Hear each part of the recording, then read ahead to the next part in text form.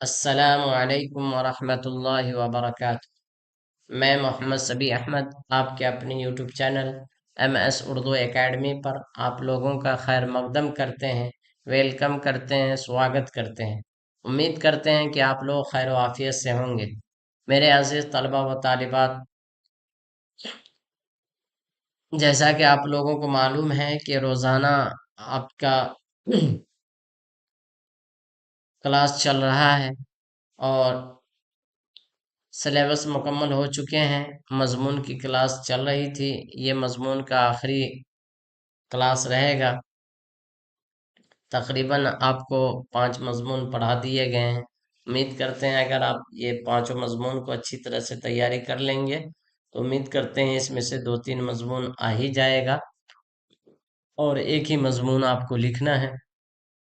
تو آپ لوگوں سے گزارش ہے آپ لوگ مضمون کو بار بار سنیں اور سارے مضمون کو پڑھیں، جو بھی آ جائے اس پر آپ آرام سے لکھ سکیں۔ آپ لوگوں سے گزارش ہے کہ آپ لوگ جو ہے ایک مرتبہ ویڈیو کو لائک کر دیں، جو لوگ نئے جڑے ہیں وہ چینل کو سبسکرائب کر دیں، اور اپنے دوستوں کے ساتھ بھی اس چینل کو شیئر کریں تاکہ زیادہ سے زیادہ لوگ اس چینل سے فائدہ اٹھائیں اور ان کا ایگزام بھی اچھی طریقے سے نکل جائے اور وہ بھی اچھے نمبرات سے کامیابی حاصل کر لیں۔ میرے عزیز طلبہ و طالبات، آج جو ہے آپ کا مضمون کا آخری کلاس ہے۔ آپ لوگ سارے کلاسز کو توجہ کے ساتھ پڑھائی کریں گے، ایک بار نہ دیکھیں بلکہ بار بار دیکھیں۔ بار بار دیکھنے سے آپ کے ذہن میں ایک خاکہ بیٹھ جائے گا اور آپ آسانی کے ساتھ مضمون لکھ پائیں گے۔ دیکھیے، آج کا مضمون کا عنوان ہے برسات کا موسم۔ ٹھیک ہے، ہندوستان میں برسات کا موسم جولائی سے شروع ہوتا ہے اور اکتوبر تک رہتا ہے۔ کب تک رہتا ہے؟ اکتوبر تک رہتا ہے۔ سورج کی جھلسا دینے والی گرمی اور لو کے بعد یہ موسم بہت راحت بن کر آتا ہے۔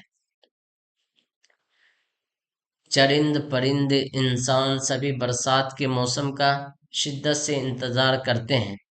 یہ موسم سبھوں کو راحت و آرام پہنچاتا ہے۔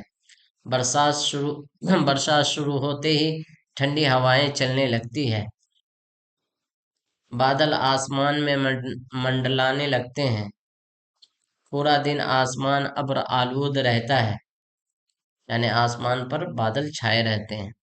مختلف رنگوں اور شکلوں کے بادل ادھر ادھر آوارہ پھرتے رہتے ہیں۔ یہ منظر بڑا ہی حسین اور دلکش ہوتے ہیں۔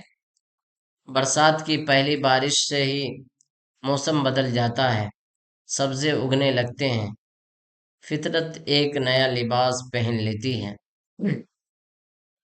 درختوں میں نئی پتیاں آنے لگتی ہیں، ہر طرف نئے گھاس اگ آتے ہیں۔ میدان پر مخمل جیسا فرش بڑا حسین لگتا ہے۔ ندیاں، تالاب اور جھیلیں پانی سے بھر جاتی ہیں اور خوبصورت دکھائی دینے لگتی ہے۔ برسات سے فائدہ و نقصان دونوں ہیں۔ برسات سے فائدہ و نقصان دونوں ہیں۔ بارش سے کھیتی میں مدد ملتی ہے۔ بارش نہیں ہونے سے قحط پڑ سکتا ہے۔ بارش نہ ہو تو قحط پڑ سکتا ہے، لیکن اس سے زحمت ہوتی ہے۔ لیکن اس سے زحمت ہوتی کس سے؟ بارش نہ ہونے سے۔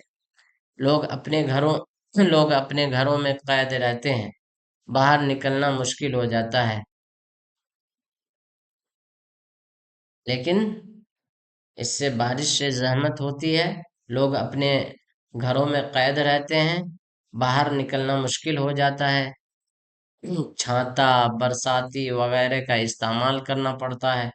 کپڑے خوب خراب ہوتے ہیں۔ سڑکیں اور گلیاں گندگی کا ڈھیر ہو جاتی ہے۔